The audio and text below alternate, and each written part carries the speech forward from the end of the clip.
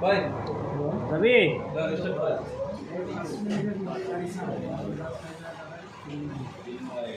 ওইটা বন্ধ করে দেয়, ফাইন আওয়াজ হয় তো ফ্রেমিং বন্ধ হ্যাঁ করে দেয়।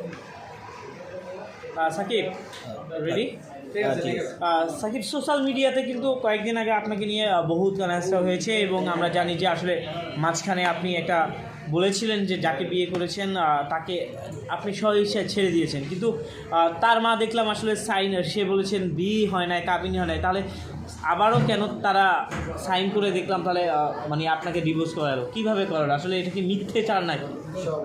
আমি প্রথমে বলতে চাই তাজুল ইসলাম তাজ ভাইয়া এখানে আসছে হচ্ছে আমরা একটা হ্যাঁ হ্যাঁ এটা বলেন, আমরা হচ্ছে মোল্লা কিচেনের সম্পর্কে কিছু কথা বলি ওইগুলো। হ্যাঁ বলেন, বলে তারপর এটা বলেন। ওকে হ্যাঁ বলেন। তো আমরা যেখানে আসছি এই বিষয়ে কথা বলি, অন্য বিষয়ে আমি জানতে চাচ্ছি, কারণ আপনাকে আমরা দেখা পাচ্ছি না। বলতে চাই না আপনি যেহেতু একটা স্ট্যাটাসও দিয়েছেন, আমরা আসলে আপনাকে অনেক দিন ধরে মিডিয়াতে পাচ্ছি না, কারণ আপনি শুটিংয়ে ব্যস্ত থাকেন, সব কিছু নিয়ে ব্যস্ত থাকেন। খোলাসে করবেন, আবার অনেক মেয়েদের সাথে দেখি হয়তো বা অনেকে ভাবে আপনি বিয়ে করে ফেলেছেন, সব কিছু আমরা খোলাসা আমরা মিডিয়ার সামনে আপনি এটা তো আর খেলা কথা না যে হ্যাঁ বললেই হয়ে গেল, কিন্তু ওই বিষয়টা আগে ক্লিয়ার করেন আপনি। আপনারা তো দেখছেন যে হচ্ছে ইকরা আম্মু বলছে হচ্ছে বিয়ে হয়নি, ওনার মেয়েকে নাকি বিয়ে দেওয়া হয়েছে। আচ্ছা বিয়ে হয়নি আমি মানলাম, তাহলে কেন ডিভোর্স দেওয়া হইলো আবার? আপনারা মনে হয় দেখছেন যে ডিভোর্সের একটা স্ক্রিনশট আমি ওইখান থেকে নিয়ে দিয়েছি আর কি, সাইন করতেছে মা এবং মেয়ে দুইজনে। তো আবার ওইখানে ভিডিওতে বলতেছে যে ওই ছেলে যেন ডিস্টার্ব না করতে পারে এই জন্য ডিভোর্স দেওয়া হইলো। হ্যাঁ, তো কিছু অভদ্র মহিলাও ছিল সাথে, তাদের নাম কখনোই মুখে আনি না এবং আনবো না, কারণ আমি আমার নিজের গতিতে আগে, আমি কখনো ট্রেন্ডিং ফলো করি না, আমি ট্রেন্ডিং তৈরি করি না, আমি নিজে কাজ করি মাসে একটা। আচ্ছা আচ্ছা, আমি দৈনিক কাজ করি না কিন্তু আমি মাসে কিন্তু আমার হচ্ছে একটা কাজ দেখেন, আমার এই যে তার কিছুদিন আগে একটা মনটা আমার ভেঙে দিলি তো একটা গান রিলিজ হয়েছে ভালো বিগ বাজেটে, এখন সামনে আবার হচ্ছে রানীপুর রাজবতরে হ্যাঁ এরকম একটা গান বের হইতেছে, এই যে আজকে রিলিজ হয়েছে ওটা, আমি স্টেজে দেবো। তো মূল বিষয় হচ্ছে যে ভাই লাইফে অনেক কিছুই ঘটে যাবে, তো এগুলো হচ্ছে পাস্ট ইজ পাস্ট, পিছনে কোনো কাহিনী সামনে আনতে চাই না, কারণ আমার লাইফে অনেক বড় বড় দুর্ঘটনা ঘটে গেছে এই মেয়েটার কারণে। আর সেই মেয়েটাই মানে যার জন্য করলাম চুরি, সেই আমাকে চোর বানাই দিয়ে, আমাকে মিথ্যা অপবাদ দিয়ে, আমাকে সমাজে হচ্ছে অনেক অনেক খারাপ খারাপ ব্লেম দিয়ে, মিথ্যা ব্লেম দিয়ে আমাকে হচ্ছে দূষিত করার চেষ্টা করেছে। তো মহান রাব্বুল আলামিন চাইলে কেউ কখনো কাউকে কমিয়ে রাখতে পারে। যেখানে আপনি তাকে বলেছেন যে সাদা সাইন করে তাকে নিজের হাতে তুলে দিয়েছেন তার মার কাছে, সেইখানে তাহলে আপনি যেখানে নিজেই তুলে দিয়েছেন সেখানে তার মা বারবার সোশ্যাল মিডিয়াতে সব জায়গাতে বলছে কেন যে এখনও তার মেয়েকে আপনি থ্রেট দিচ্ছেন, হুমকি দিচ্ছেন? সাকিব খান ভাই একটা কথা বলছিল যে আমার বিচার করতে হয় না, আমার অডিয়েন্সই আমার বিচার করে দেয়। তো জুনিয়র সাকিবেরও কিন্তু হচ্ছে অডিয়েন্সরা গিয়ে হচ্ছে কমেন্ট করে, কিছুদিন আগে না বললা মুখোশ লাগাইছা যে আমরা ভাইরাল হইতে আসি নাই, এখন তো ঠিকই ভাইরাল হইতেছো, রাস্তার টোকাই টিকটকারদের সাথে ভিডিও বানাইতেছে, একজন অভিনেতার বউ যে ভিডিও করতেছে কি টোকাই টিকটকারের সাথে, কত মানে সুনাম অর্জন করতেছে তারা।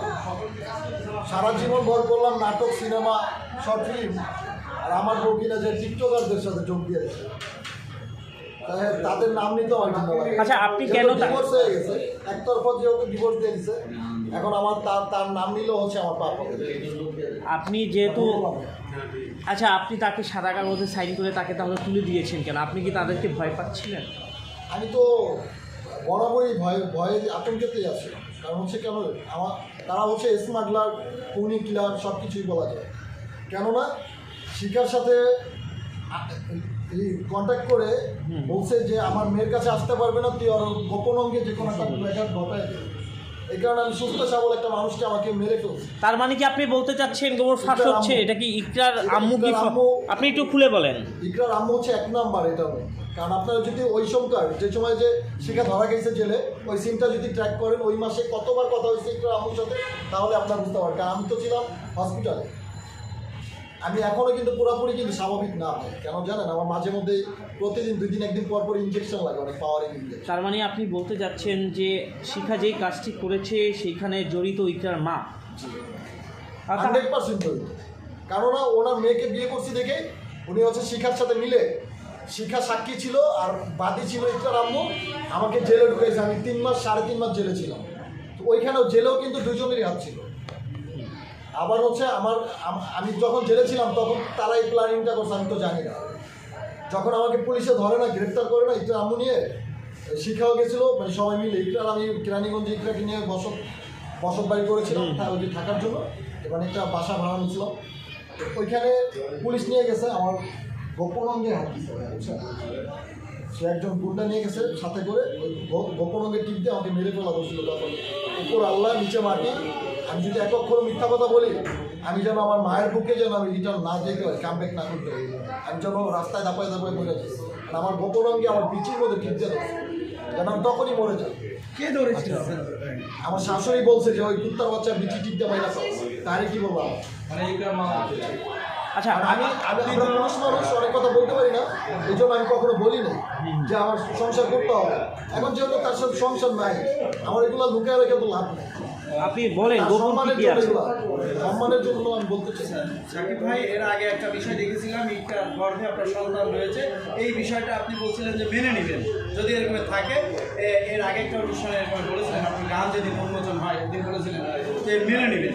আসলে কি আদৌ কি আছে কিনা আপনার সন্তান তার গর্ভে? যেহেতু আমার বৈধ স্ত্রী ছিল, অবশ্যই তার গর্ভে যদি আমার সন্তান কনসেপ্ট করে থাকে, অবশ্যই আমি তাকে মেনে নিব। কেননা ডিএনএ টেস্টের মাধ্যমে, ডিএনএ টেস্ট ছাড়া তো আমি এখন মেনে নিব না, কারণ সে বিভিন্ন ছেলেদের সাথে এখন ঘুরে বেড়াচ্ছে।